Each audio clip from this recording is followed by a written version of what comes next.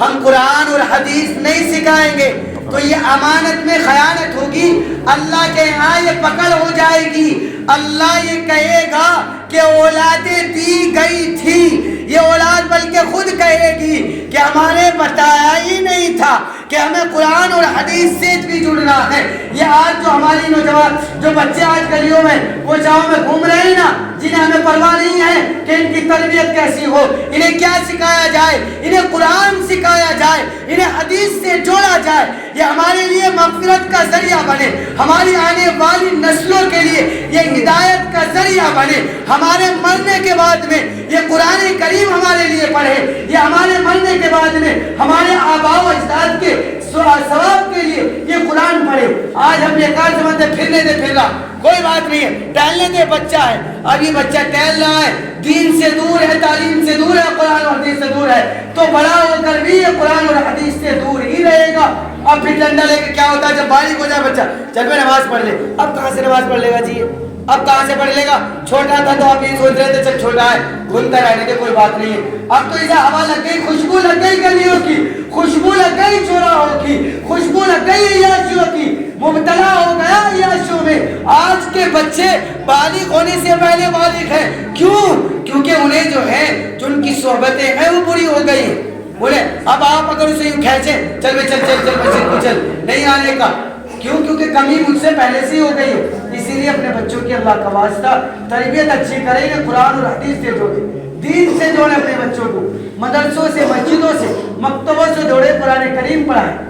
اس رات میں بھی اللہ تعالیٰ 6 آدمی ایسے ہیں جن کی بالکل فوری طور پر سن لو، یہ اتنی مبارک رات ہے جس کے لیے ہم یہاں بیٹھے ہیں، اس رات میں بھی اللہ تعالیٰ 6 آدمیوں کی مغفرت نہیں کریں گے۔ 6 آدمی ایسے ہیں جن کے اللہ تعالیٰ اس رات میں مغفرت نہیں کریں گے۔ بس انشاءاللہ اس بات کے بعد میں شاید بات کا اختتام ہو جائے۔ 6 آدمی ایسے ہیں جن کے اللہ تعالیٰ، اب آپ یہ کہیں گے کہ مفتی صاحب اتنی بابرکت رات پھر بھی اللہ تعالیٰ نے 6 آدمی نکال دی، ہے کمال کی بات۔ ابھی تو کتنی بڑی بات ہو رہی تھی کہ رات اللہ تعالیٰ ایسا نزول کرتے ہیں، اللہ تعالیٰ ایسے مغفرت کرتے ہیں، اللہ تعالیٰ ایسے کرتے ہیں، اور پھر آپ یہ کہیں کہ یار مفتی صاحب جی 6 آدمی بھی نکل گئے۔ ہاں نکل گئے، حدیث کہتی، اللہ کے نبی کہہ رہے ہیں کہ 6 آدمی ایسے جن کی اس بابرکت اس رات میں بھی اللہ تعالیٰ مغفرت نہیں کرتے۔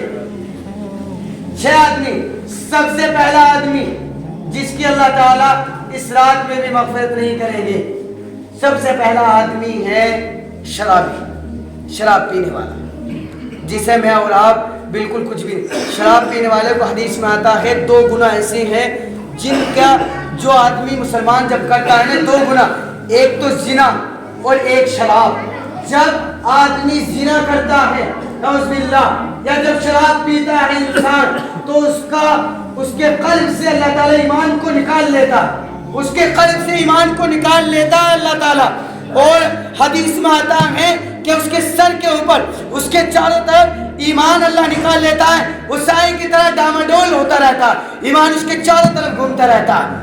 یہ 2 زنا، یہ 2 گناہ ایسے ہیں، ایسی سخت وعید آئی ہیں کہ اللہ تعالیٰ ایمان کو سلب کر لیتا ہے، ایمان نکال لیتا ہے جب نعوذ باللہ جب انسان، جب مسلمان ان 2 گناہ میں مبتلا ہوتا ہے۔ اب یہ بتاؤ اللہ نہ کرے اگر ہم میں سے کوئی آدمی شراب پیا ہوا ہے یا شراب پی رہا ہے اور اس کی موت آ جائے، تو بتاؤ ایمان تو اس کا آٹومیٹک ہی ختم تھا، اللہ نے ایمان نکال لیا قلب سے۔ اللہ نہ کرے ایسی زنا پہ آ جاؤ، اگر زنا کرتے ہوئے موت آ گئی، نعوذ باللہ اللہ نہ کرے ہم میں سے کوئی ایسا ہو، تو اگر زنا کرتے ہوئے موت آ گئی تو بتاؤ ایمان سے، ایمانداری کی حالت یہ بتاؤ، ہم تو ایمان والے بھی نہیں مرے پھر، ایمان والے ہونے کے بعد میں اور ایمان کی دولت سے محروم ہو جانا مرنے سے، تو بتاؤ کتنی بڑی بدبختی کی علامت ہے۔ ہمارے لیے تو جہنم نہیں تیار ہو گئی، بتاؤ ایمانداری۔ تو شراب پینے والا ایک، دوسرا دلوں میں کینہ رکھنے والا، حسد کرنے والا، کینہ رکھنے والا۔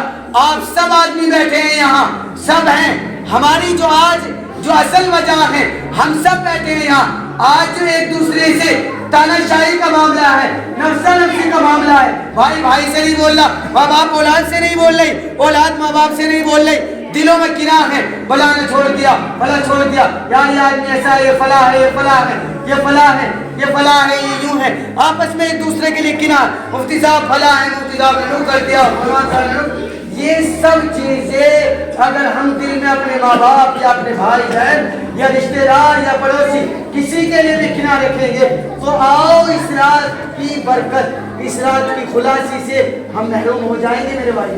میں نے جمعے کے دن بھی بتایا تھا یہ بات. دوسرا آدمی یہ ہوا.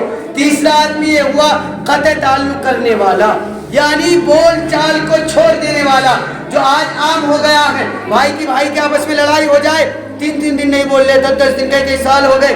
بہن بھائی کی ہو جائے، کئی سال سے جانا چھوڑ دیا.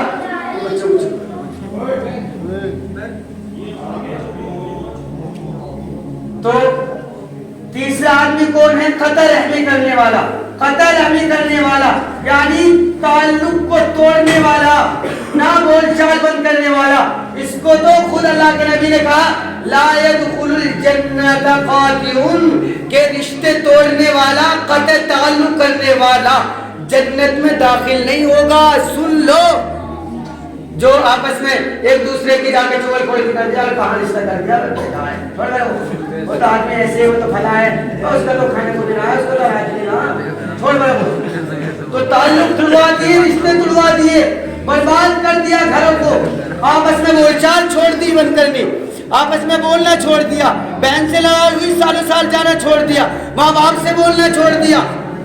تو اللہ کے نبی نے کہا ہے کہ رشتے توڑنے والا اور یہ قطع تعلق، قطع یعنی آپس میں نہ بولنے والا جنت میں. اور اس رات کی مغفرت سے اللہ کے یہاں اگر اللہ نہ کرے ہم میں سے کوئی بھائی ایسا ہے جس سے کوئی ماں یا بہن ناراض ہے، تو اس مجمع سے اٹھ کر جاؤ اور معافی مانگو کہ جی مجھے معاف کر دو، میرے سے غلطی ہو گئی. اگر غلطی نہیں ہے، جب بھی اگر آپ معافی مانگ لیں گے تو انشاءاللہ اللہ کے یہاں عزت بنی رہے گی. اللہ کہہ رہے ہیں اگر معافی مانگنے سے کسی بندے کی عزت جاتی ہو، اگر معافی مانگنے سے کسی کی عزت ختم ہوتی ہو، کسی کی عزت میں کمی آتی ہو، اللہ کے رسول کہتے ہیں کہ وہ مجھ سے لے لے.